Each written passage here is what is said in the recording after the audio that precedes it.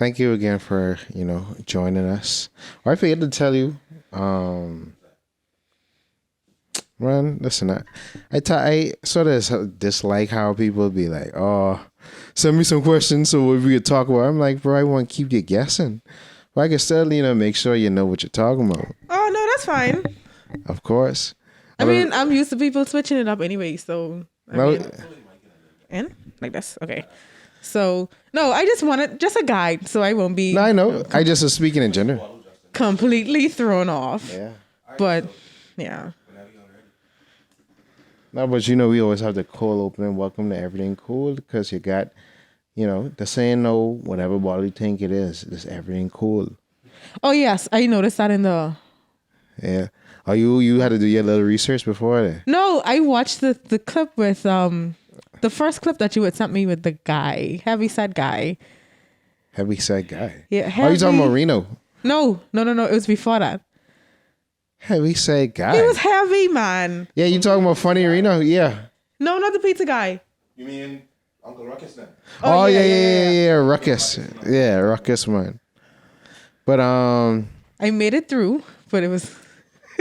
No, it wasn't the first one I should have watched.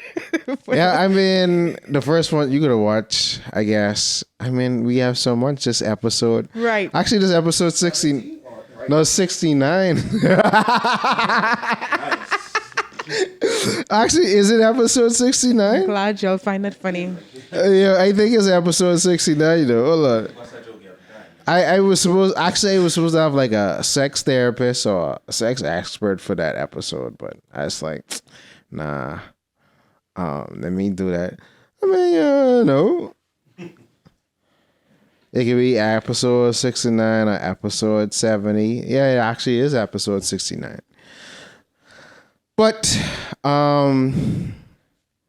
welcome to Erryting Kool.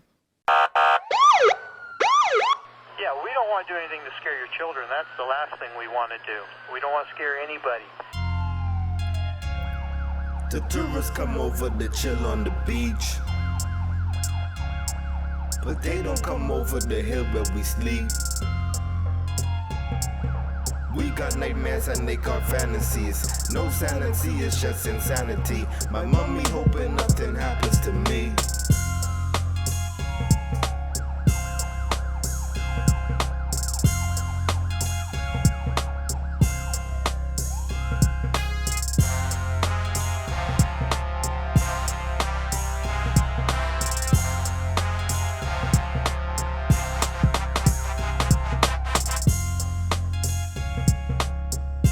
And that's where we put the intro. Okay. Just in case you didn't know. Because we always like to start off with a cold opening. Well, welcome to Erryting Kool. We back here again. And I might look like, a billionaire that don't have no swag. I'll say what kind of watch this is later on. But this is a special watch. I can say that for later. I'm here with a special guest on the right of me. But first, let me introduce myself. I'm Lord Jalen Willard, the Negus of Nassau, St. Anton Alexander, TB and the GOAT. And I'm here joined by Party in the backyard. But he don't have a mic today because BPL turned off the light. BPL turned us off. We're here in spirit, everybody. He's here in spirit. So, you always have to have backup plans. And then we have my lovely guest on the right. Please introduce yourself, man. So, first off, I don't have a fancy name. Okay. All these long things. I mean, you have a fancy name. Well, you lucky I got my mic. Because you would have been like, I following that. Yeah. But my name is Lakeisha Rolle. That's a fancy name. Lakeisha Rolle. And this is not Lanisha Rolle. It's not. It's not. Don't mix it up. It's Lakeisha A Rolle. Lakeisha A Rolle. Yes. Okay. And I'm the CEO and founder of the Financial Academy, which is a company that specializes in financial education products for children, teens, and young adults. Interesting. And Lakeisha Rolle, not Lanisha Rolle. On every segment of Erryting Kool, we have, it's called the main word, phrase, or saying of the day. And we always give that honor to our guests. We're putting you on a hot spot. Oh, wow. So I have to come up with a word? Yeah, phrase or saying of the day. Bahamian. Bahamian.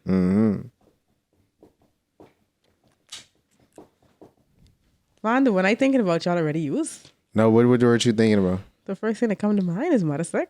Insert clip here. So I know I can't use that. Let me try to think of something else. Okay. Let's see. Let's see how colloquial you actually get. Because it ain't got to be a word. Gurn. Gurn. Okay. The Bahamian word today is gurn. What does gurn mean for our international audience? Gurn means where are you going to? Are you going to a certain place? Or that's either like now or later. So that's just a way of saying going. Oh, I gurn foreign. Right. Or yeah. So traveling Yeah. on an airplane, or you walking somewhere, or taking a bus. It means going. Okay. Yeah. That's dope. See, quick, easy, and right to the point. You know, you could tell she's counting numbers by trying to make her, describe letters and things like that. Switch it up. But tell us like the beginning of like how you came up with the Financial Academy, and then I could go into some real questions because, we had a financial advisor on the show like beginning of last year before, and I was in a different place, and now I'm in a different place again. Okay. But tell us about the origins of the Financial Academy. The Financial Academy started officially in November 2019. Okay. That's when we were established. But prior to that, I found myself speaking to young persons and even persons a little bit older than me about how to manage money. Okay. Now, of course, at age somewhere around 20, 21, 22, I felt as if I thought they were playing with me. I didn't take it seriously. Who was playing with you? Adults. Because I'm like, why are you asking me this question about how to manage your money? Okay. I mean, that makes sense. I was just in my early 20s. So? And so I didn't feel qualified to give that type of information. But it was very helpful to them. And they kept coming back for more. And so I said, okay, this has something to do with purpose. And it wasn't until 2018 when I was invited to speak at a church event about financial management. There again, for adults. I did the presentation. I was super nervous. But after that, I got so many compliments. And the people said, well, you didn't tell us your business name. I said, oh, I don't have a business, but I will have one soon. And so about within a year's time, the Financial Academy was established. And so that's basically how the company came into being. And apart from that, around the same time being in college, a lot of my peers were talking about how they want to live their best life and just spend all this money and, have all these fancy stuff. But they weren't really concerned about saving or budgeting. They didn't even know what a financial goal was or why it was important. And so hearing those conversations, I was like, financial education is something that needs to be talked about. It's not something that we were introduced to in high school or primary school or even college. We weren't introduced to that in college. And so this was something that was necessary. And I decided to establish the company to kind of fill in the gap between what is normally done and what should be done, how you should manage your money the right way, and instill those positive habits in children. Especially, I start from age 8 with my workshops. And so this is something important for them. And we even know locally, we have statistics that prove that financial education is important. So a study conducted by the central bank, 1 in 4 Bahamians have less than 90 days worth of savings in an emergency fund. Less than what? Less than 90 days worth of savings in an emergency fund. How much? 1 in 4. I think that's lower than that. And 1 in 4 is 25. The research was published, so that's what the result says. So I have to go along with the research. And in addition to that, another study conducted by the central bank said that this is a common one persons know. Nearly 90% of Bahamians have less than $5,000 in their bank account. Yeah. And so based on that, we can see how important it is to educate persons about financial literacy. But to start young, that's the most important thing. Yeah, because I know we had a statistic too with the 9,005K. They were saying 80% don't have at least 1K in their bank account. So I guess, I mean, that makes sense because you go on with a higher percentile scale. But a lot of times people attribute that to, oh, well, we don't make enough money. But it's like, yeah, we live in arguably one of the most expensive places to live on planet Earth. And people don't believe that. We do.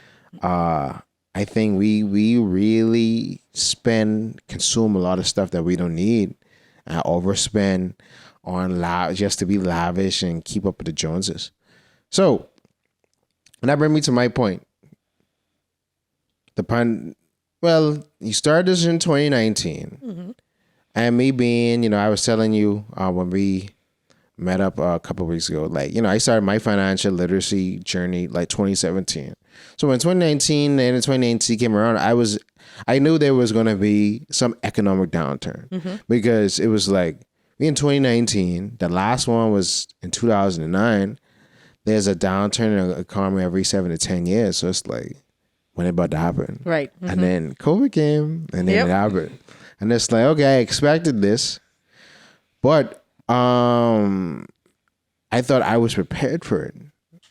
But, going through, 2020 was cool because I was working hours, but when the water got cut off and I was unemployed for 2021, I was able to survive because what I had saved up, but by third, fourth quarter 2021, before I got a new job, like everything was burnt out. So, and that's a lot of people. There's a lot of people, they was finished from when the pandemic initially started. Like the first 3 months. Yeah. But, for those who could have sort of weather it out and sort of in rebuild mode right now, like what are some of the first steps that they need to do after, they may or may not be financially literate, but they in recovery mode right now. Right. So what you would recommend?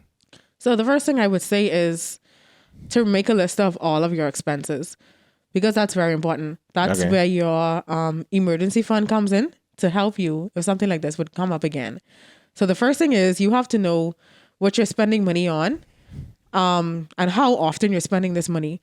Because when it comes to that emergency fund, that's supposed to hold you for a little while, even though people don't really plan for a 24-month pandemic. But the purpose of that emergency fund is to have something in your account to help you until you can get back on your feet. So you won't know how much that's supposed to be unless you make a note of your expenses. So how much you spend on food, how much you spend on gas, how much you spend on your utilities, and anything else that are important that comes under that listing, you have to itemize it and be very honest with yourself. If you tell yourself that you spend $300 on food, for example, or grocery, for example, is that a realistic number? If you continue to put $300 in your emergency fund and at the end of the third month, you notice that this 300 isn't cutting it, then you have to go back to the drawing board. So with all those numbers that you write down, you have to make sure that these are actually the accurate numbers, because this fund is very important. This isn't just a fund that you're dumping money into just for the sake of it. It's something that helps you to survive. And so I would say to persons who are recovering, that's the first step on the road to recovery. Make sure you are aware of all of your expenses. The second thing is, once you've written all those things down, you have to now determine where you're going to place this money and how many months worth of this money that are you going to store up. Is it going to be 3 months, 6 months, 12 months? And then again, you have to do that calculation. Are you going to save it in a bank account? Are you going to save it in a credit union account? Where are you going to keep this money? Some persons don't like to have access to their money, to their emergency fund, because they feel like they're going to be tempted to spend it. So determine where you can put your money that you won't be tempted to take it out once you see that balance growing. And the third thing I think I would say when it comes to persons who are recovering is to be committed to that process. It's not an overnight thing. So ideally, you would want to start off with anywhere between $750 and about $1,500 in your starter emergency fund, just to kind of get yourself started. And after that, you want to build up to a certain amount of months and continue doing that. So when you say months, because I know most people will recommend a certain figure. So some people start up okay, make sure before you start like saving and investing in things, make sure you have at least $2,000 in your emergency fund. And then, I heard my aunt, who's what I don't know what she position is. She is a human resources director. She would say, yo, have 10,000 as in your emergency fund. Like, once you get that 10K, put it somewhere, don't touch it or whatever. And then you could sort of focus on everything. And then you only really, really dip into it when it's an emergency. You don't touch it for nothing else. So when you say months, what exactly do you mean? Like, break that down. So in terms of the $10,000 example, it really depends on, like I said, what your basic monthly expenses are. Okay. So for someone whose monthly expenses may be $5,000, that won't carry them for 3 months, for a minimum of 3 months. So it actually depends on the person. So you're saying the emergency fund should be based on your monthly expenditure, not just a particular number. Correct. Okay. Yeah. So that's what it should be on. And that's why you have to write it down to know what it is. Because you can go ahead and say, oh, I have $5,000, I good. No, you may not be good. You have to know what you're spending. And in addition to that, you also have to write down the debt that you have outstanding. Because all companies, all financial institutions may not be gracious to you and interested in working out a plan to repay your debt. They still want their money every month, whether you're working or not. So technically, that would still be a part of your monthly expenses when you really look at it. Okay, so you stumped me a little bit. So, okay, I'm going to build out another scenario. So let's say I have some consumer credit card debt. Well, it can be 2 questions, but I can start with this one first. I have consumer credit card debt. I'm in rebuild mode because I exhausted all my savings and I had to use the credit card. Okay. So should I focus on paying down the credit card first, or should I focus on building the emergency fund first? So you actually can do both simultaneously. Something that I recommend to clients, if you have more than one credit card outstanding, then you have to figure out what's your strategy to repay those balances.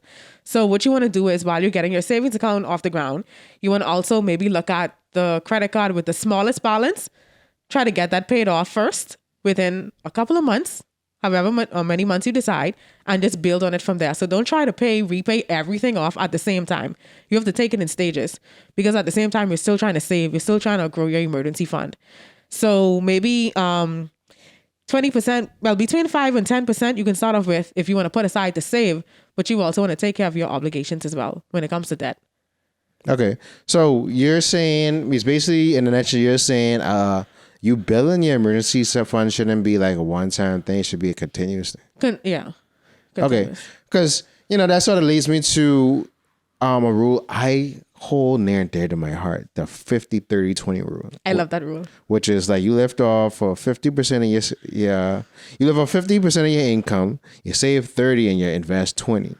So what I did since 2017 was the 20 I always looked at as, okay, I ain't gonna touch this, I can put this away. And this was somewhat emergency / investment type of thing. Yeah, so that's what it is. Yeah. Emergency savings investment. Yeah. And the 30 I just used to invest into my active income, like when I needed to buy equipment, do this, do that, do that. And then the 50 is like, oh, that's just builds or whatever. Right, and correct. Then, sometimes the 50 sort of bleed into the 30 and back and forth. Right, yeah. So however you need to adjust. But that 20, I never touched that. Like, that's what helped me through the after like not being employed for almost a year and having active income. That sort of hold me a little bit, Right. So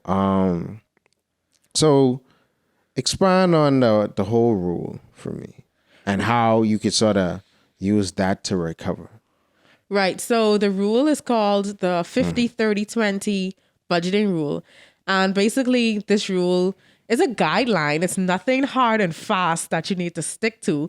It's just helping persons out if budgeting is new to you or if you're struggling with it. So it basically helps you to figure out what percentage of your income should go towards different things. For example, 50%, like you mentioned, it goes towards paying bills. So that would be your needs. So those are things that are absolutely important, the things you cannot do without you have to take care of these things first.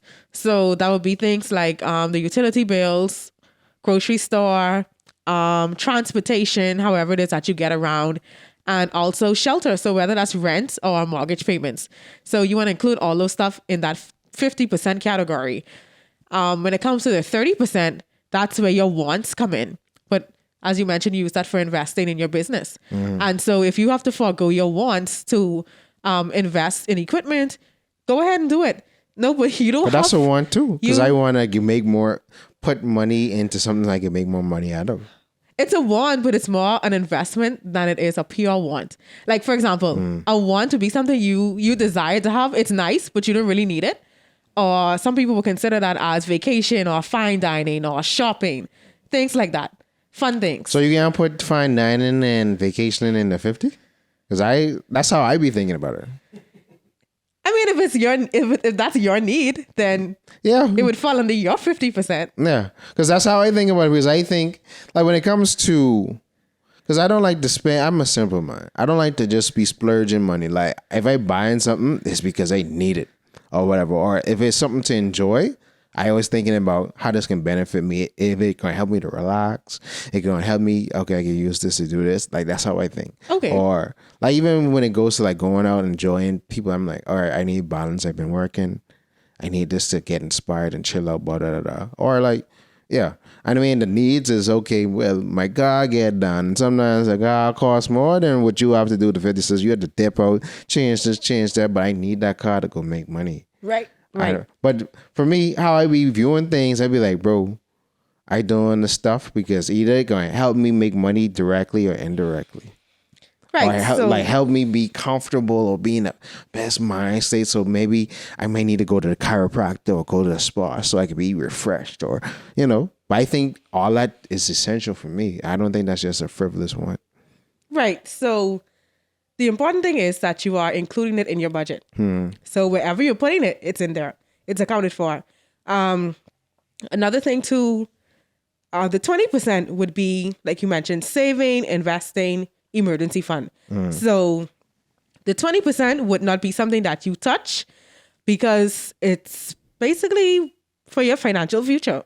Yeah. Excuse me. It's basically for your future.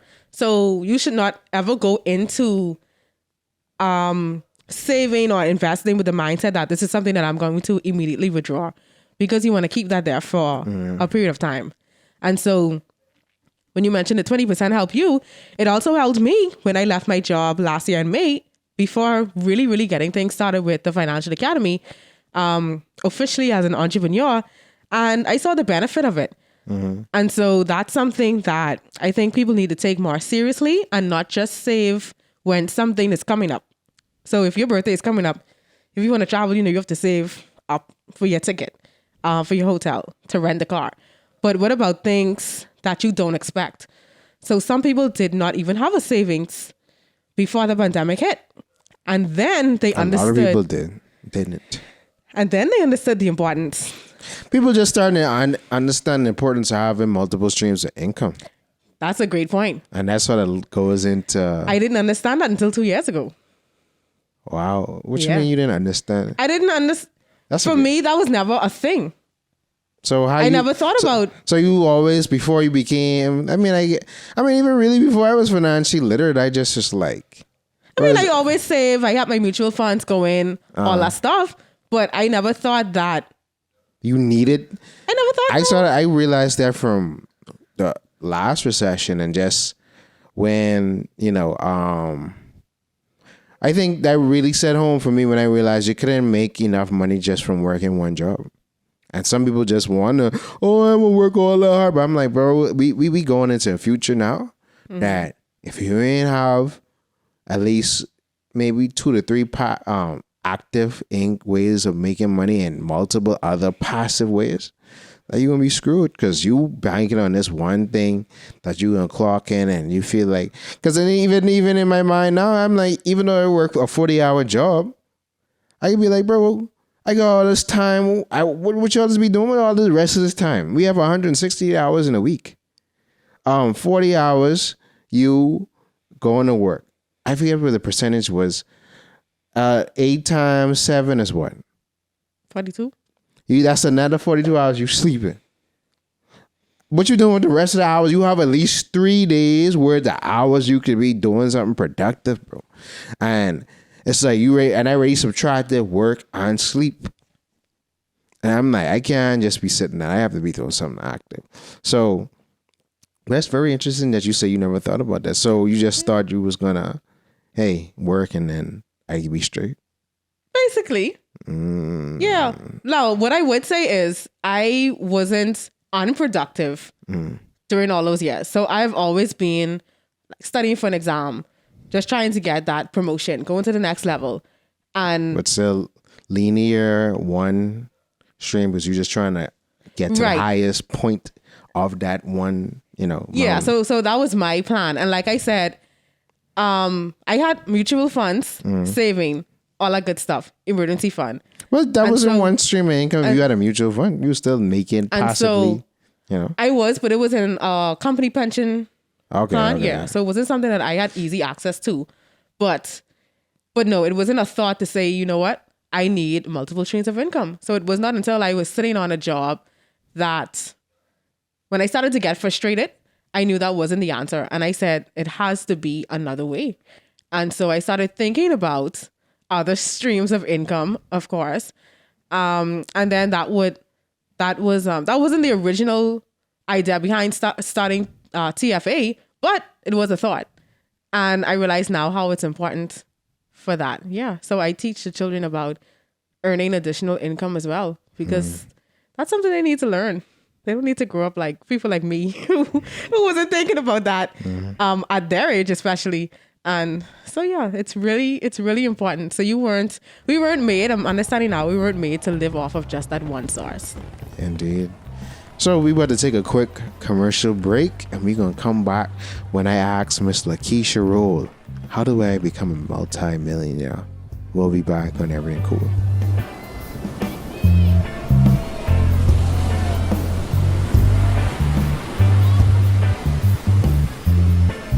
To be in a relationship with someone. She's a therapist.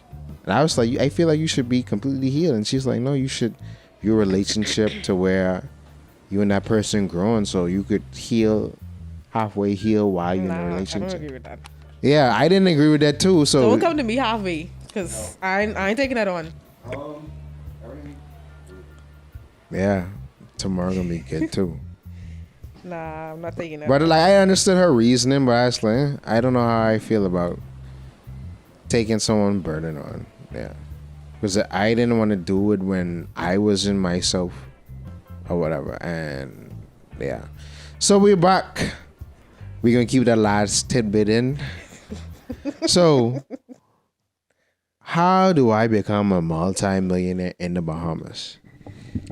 Okay, so I'm going to take this question from two angles. The first one would probably not be anything that you expect me to say. All right, go ahead. I would say reading. Okay. Of course, I mean, that's the most of you have to learn how to do it. So, right, but some person just want to get straight there. Yeah, but that's the ones who are always trying to shortcut and trying to find a quick fix for everything. Right. I think everything comes overnight when it doesn't. Like, just like how a seed, you take a seed and plant it, and over years a tree grow. Like mango trees and coconut trees, they don't just pop out of the ground and start bearing fruit. That's a whole year's process, but you get to enjoy the fruits of your labor years later. And that's just how money works. Right. It does. So in addition to reading, I think you have to just be healthy, like have that healthy mindset, that positive mindset, exercising, all that physical stuff. And yeah, so reading research is good. So you have to know what's out there, what are the risks associated with what's out there, and knowing your risk tolerance.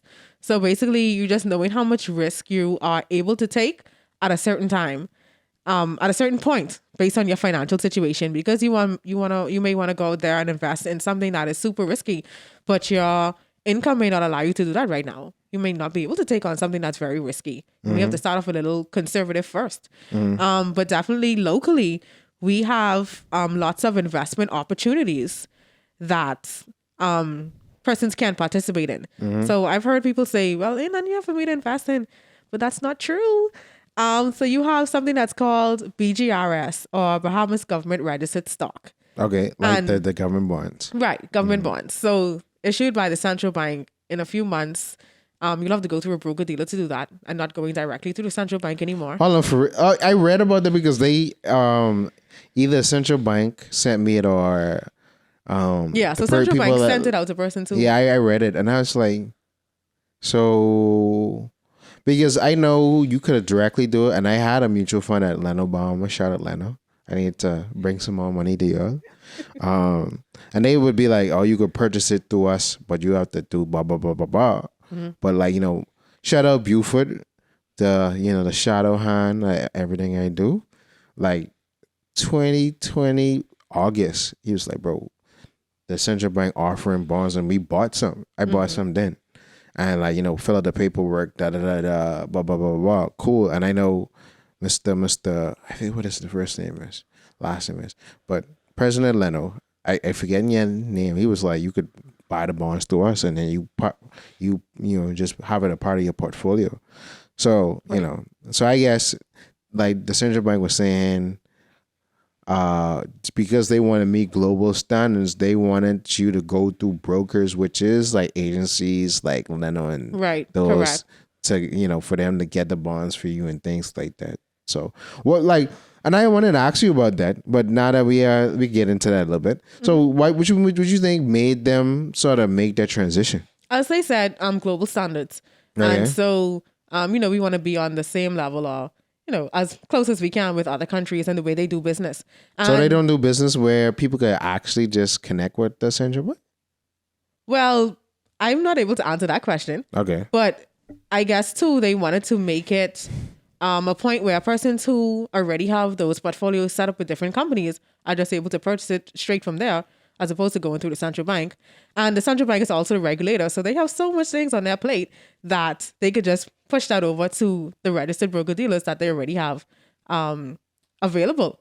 And so I guess that would be the reason why they decide to do it that way. I mean, when I saw it, I was like, man.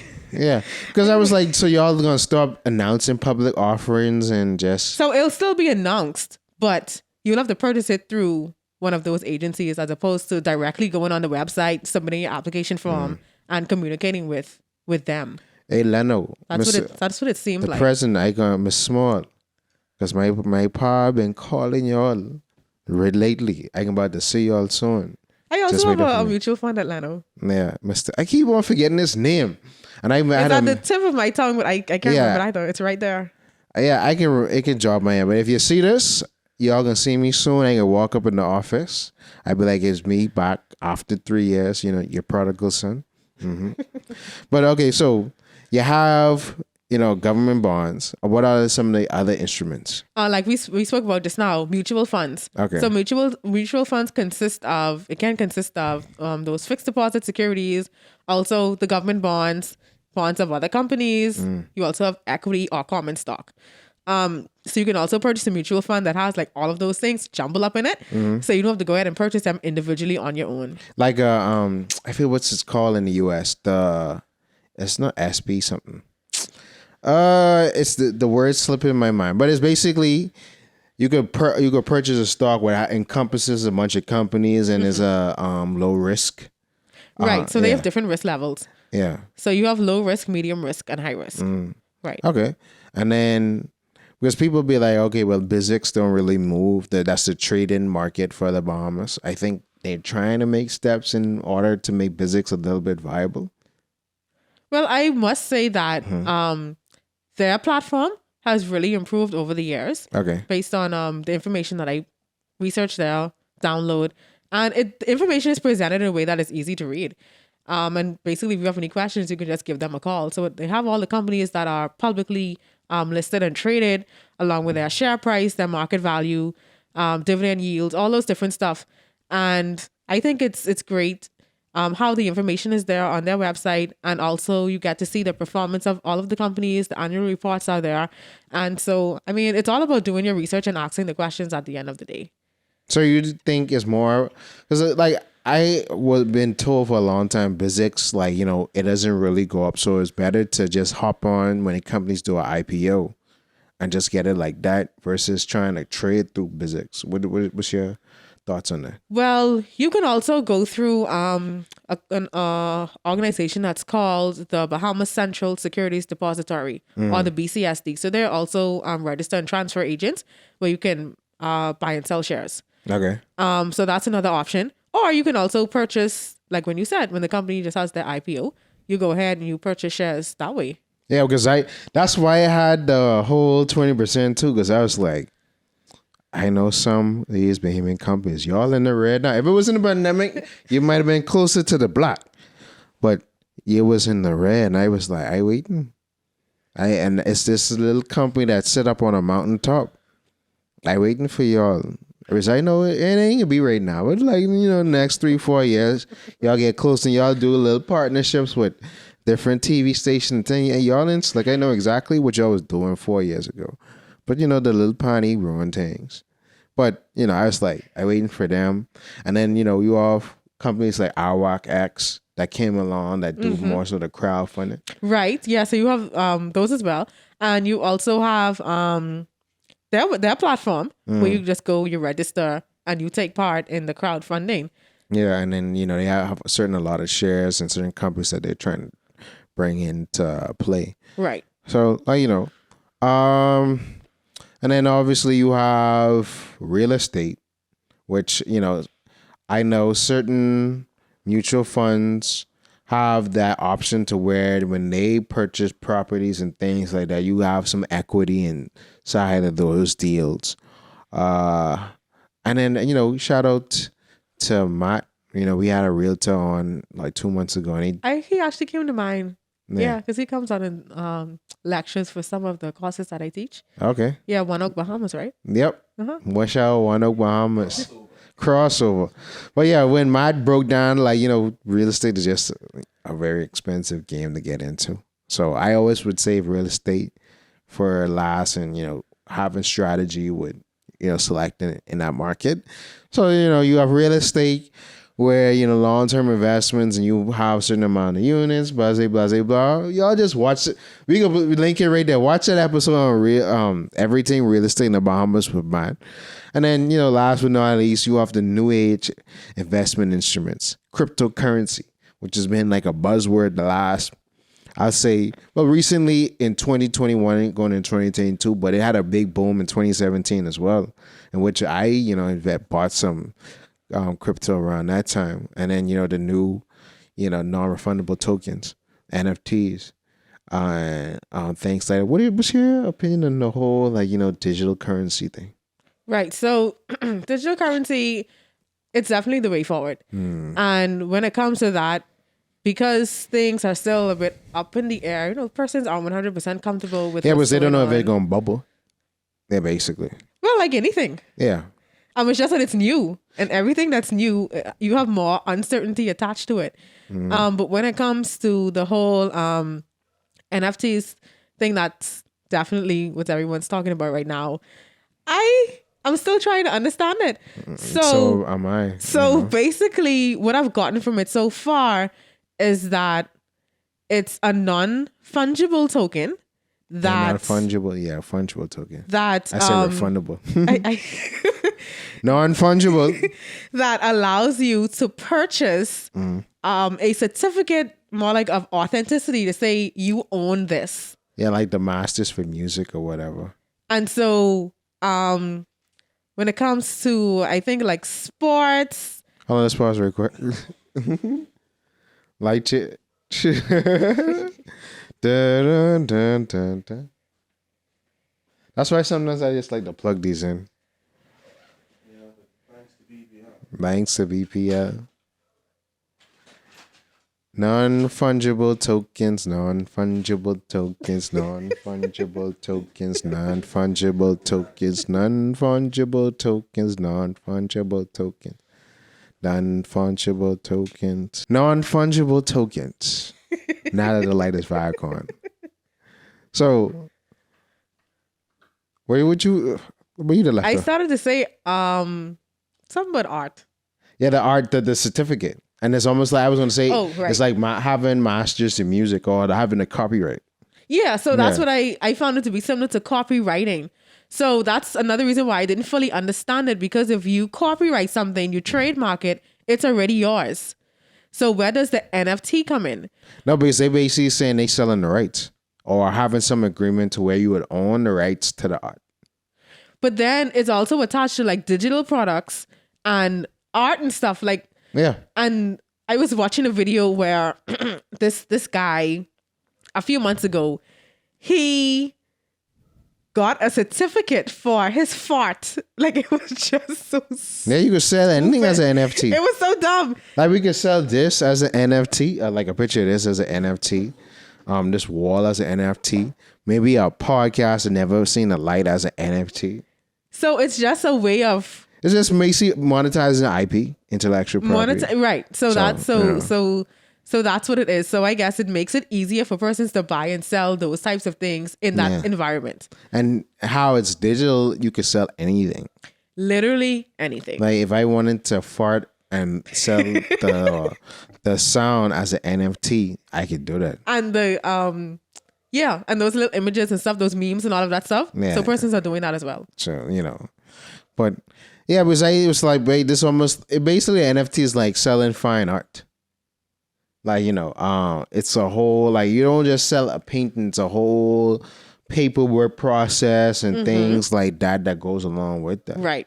So it's basically like that. I'm still trying to understand, you know, because they changed a lot since 2017 when I was really heavier into it.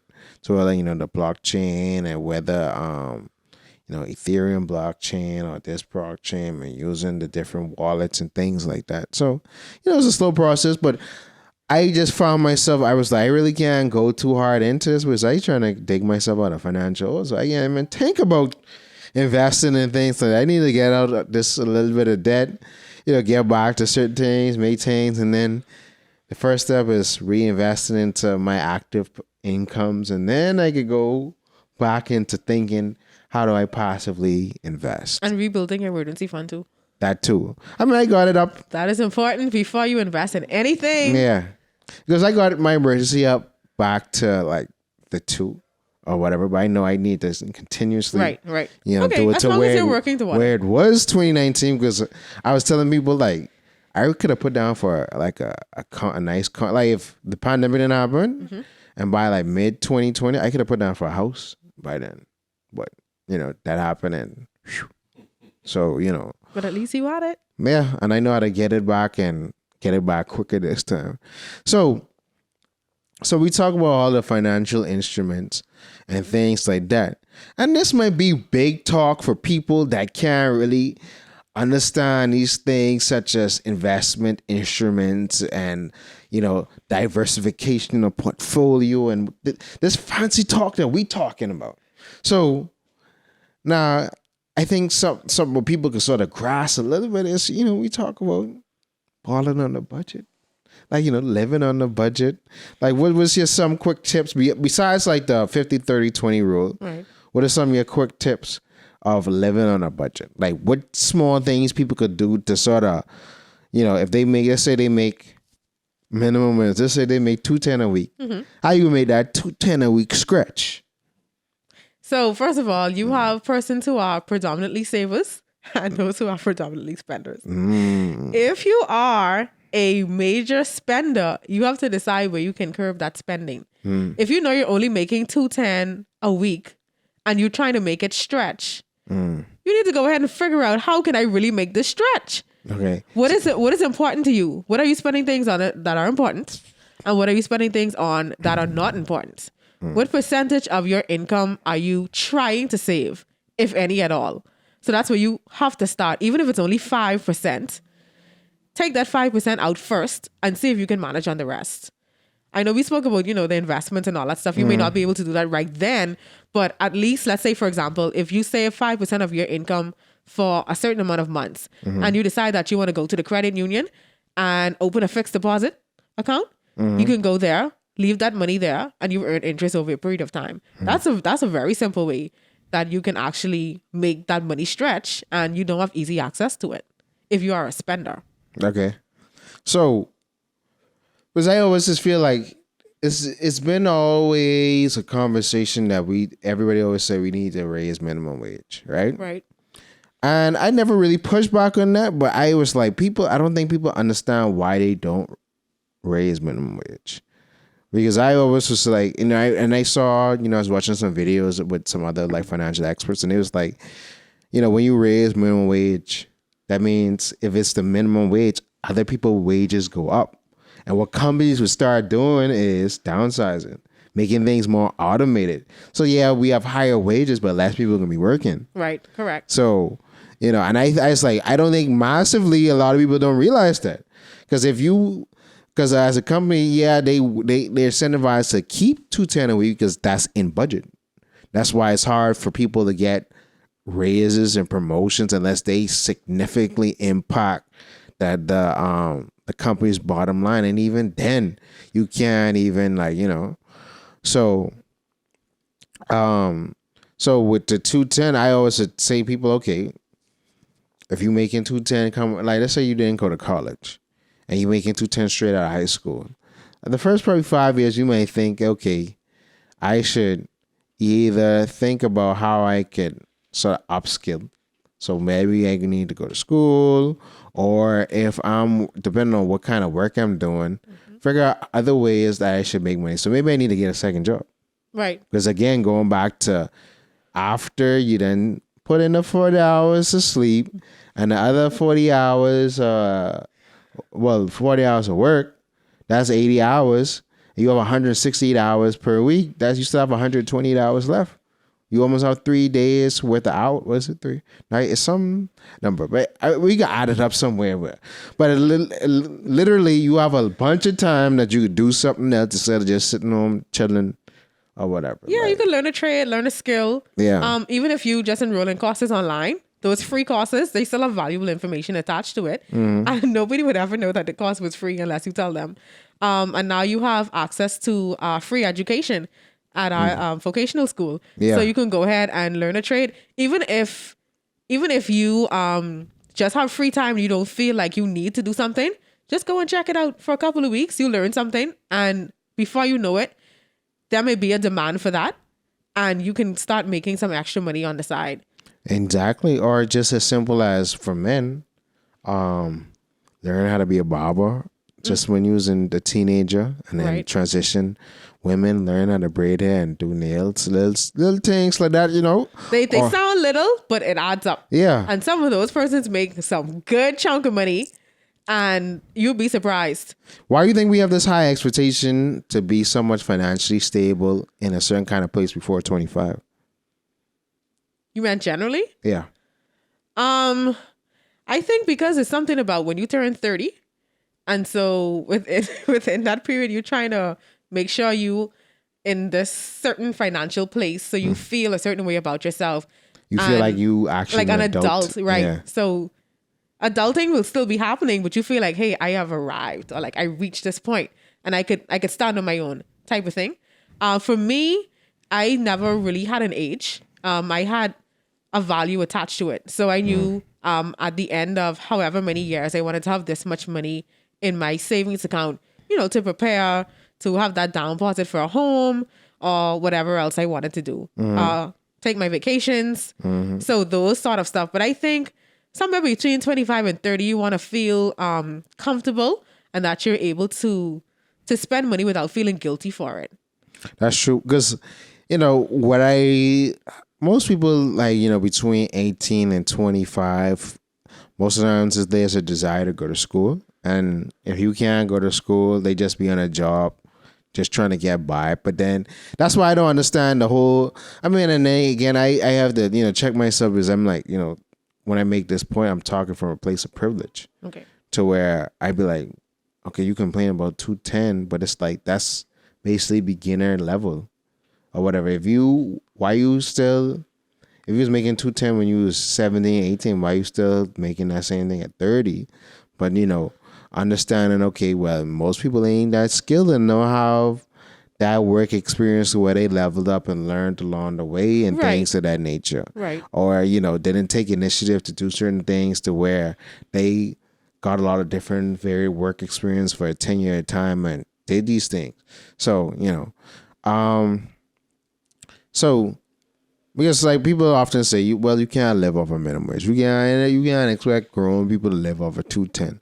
So if you had 210, how you gonna make that stress? So how would you live? What would you eat? What would your daily life be like? So on top of that, realistically, if your expenses are $200, then you'll only be left with $10 a week. That's the reality of it. So this is why supplementing that source of income is important. That's the only way you can make it. You cannot wait on the government to increase minimum wage for you to live a better life. So you have to decide what it is that you can do for yourself.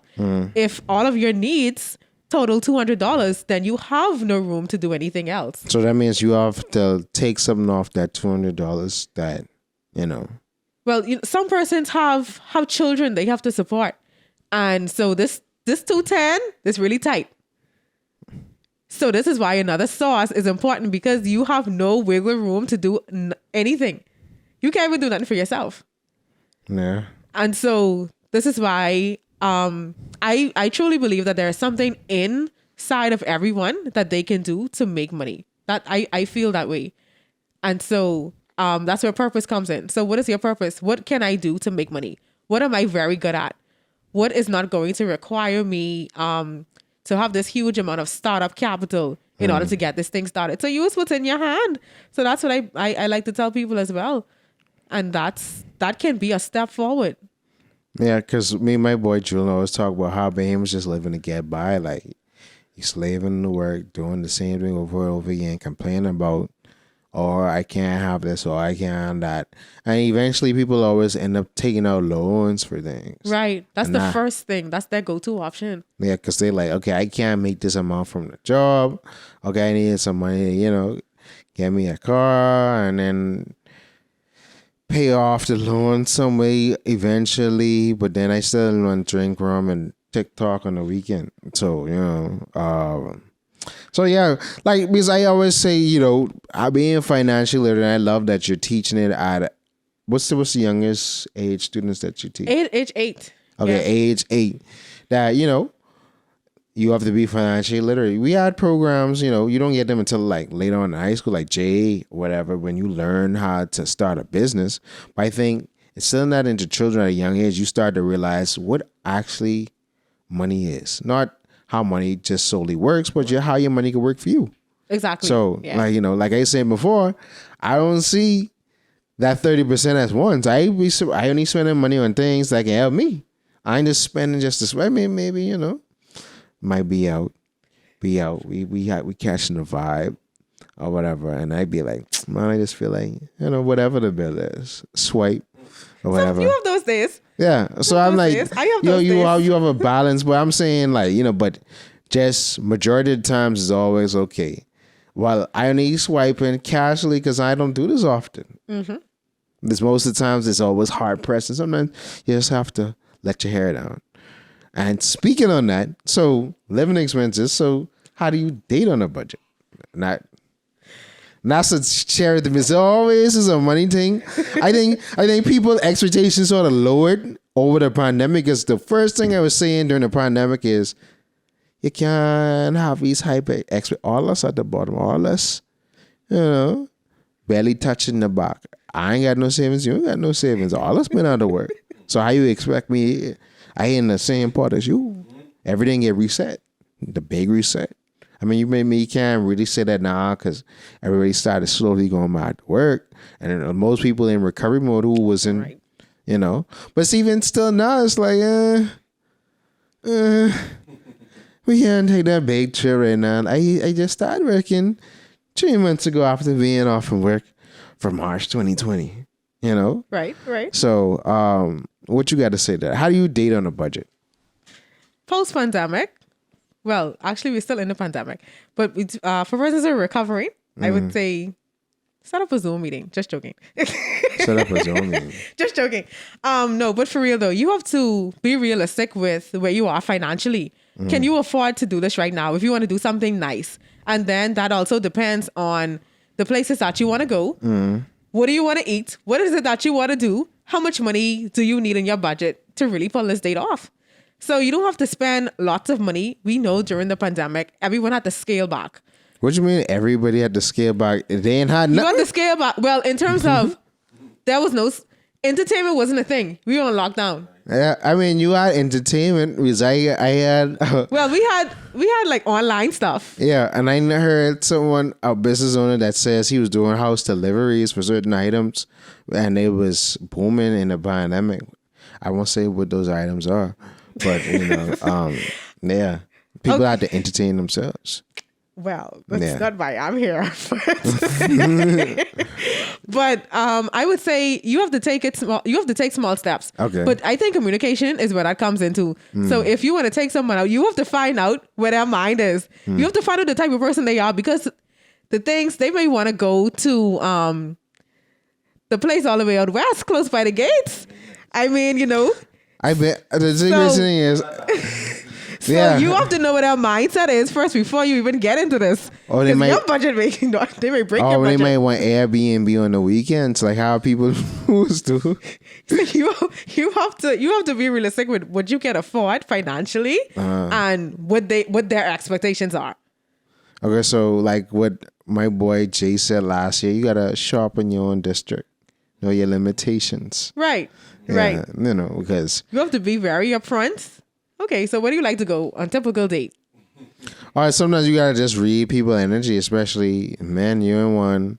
Or it's like I tired of hearing men complain about how women want this and that and that. It's like, bro, if you can't do it, bro, just bow. Like, you gotta hurt your Right. That, but I ain't on that running spending all that money because I got things to do. Right? Well, that's fine, and you have to like be careful. Not to try to impress that other person, knowing that it's hard for you. Yeah.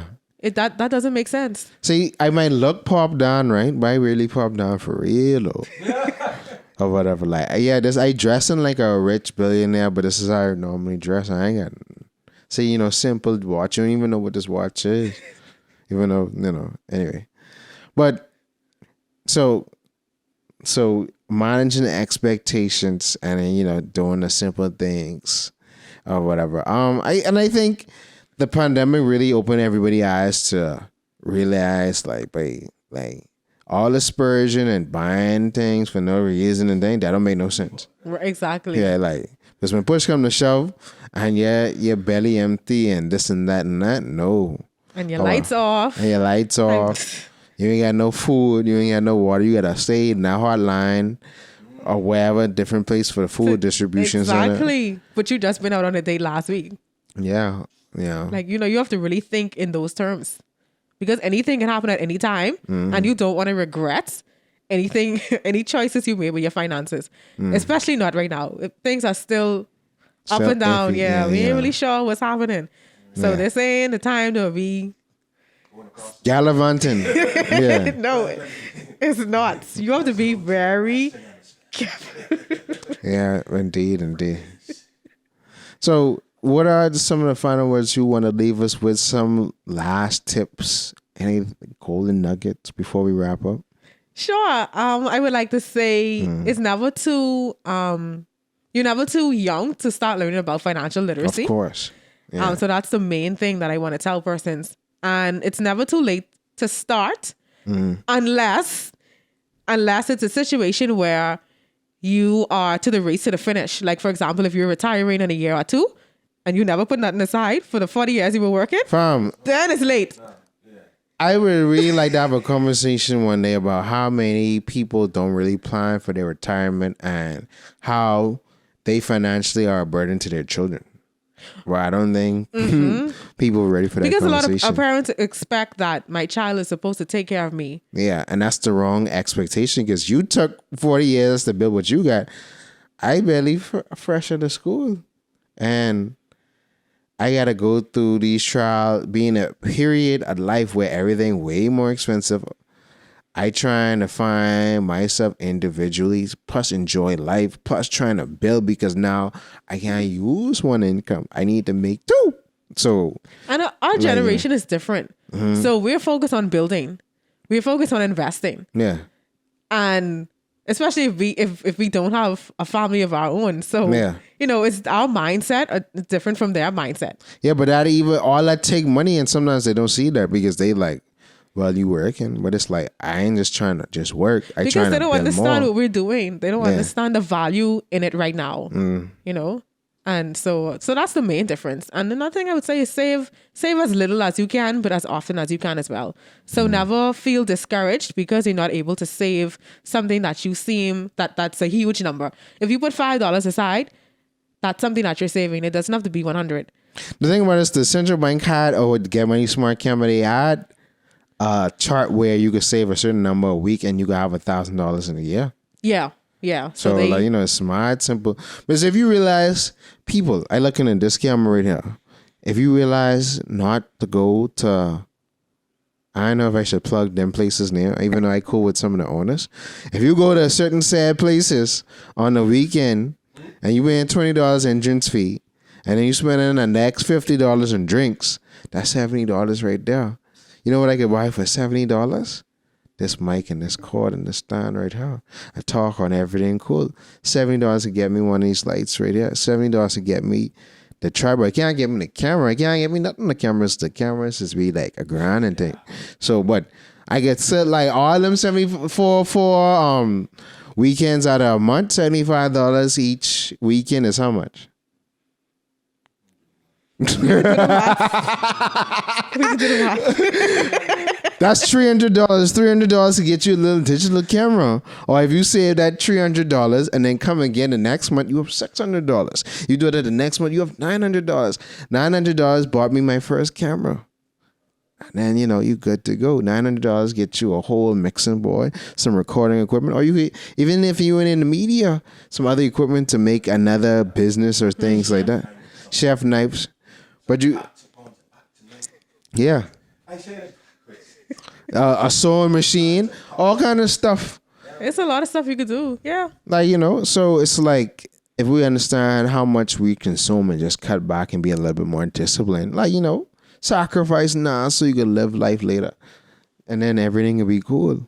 Yeah, see. She's just killing herself laughing. But you're definitely right. And I thank you so much for coming on the show. I know I want to get a female's take on this subject matter versus what we had last year. And you were the perfect person.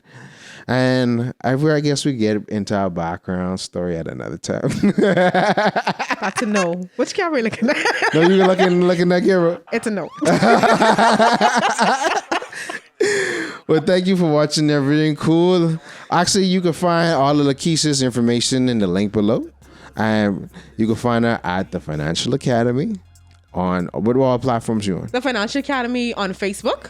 The Financial Academy 242 on Instagram. Okay. And of course our website, which will be in the link below. All right. All links below. Now, don't forget to send me your stuff. Because when I post, I always say, oh, you forget. No. I then tell you, send me it. And if I forget to ask, I can always put it in later, but, It'll be in the link below. Yeah. But yeah, until next time, we can see y'all later. Yeah, see.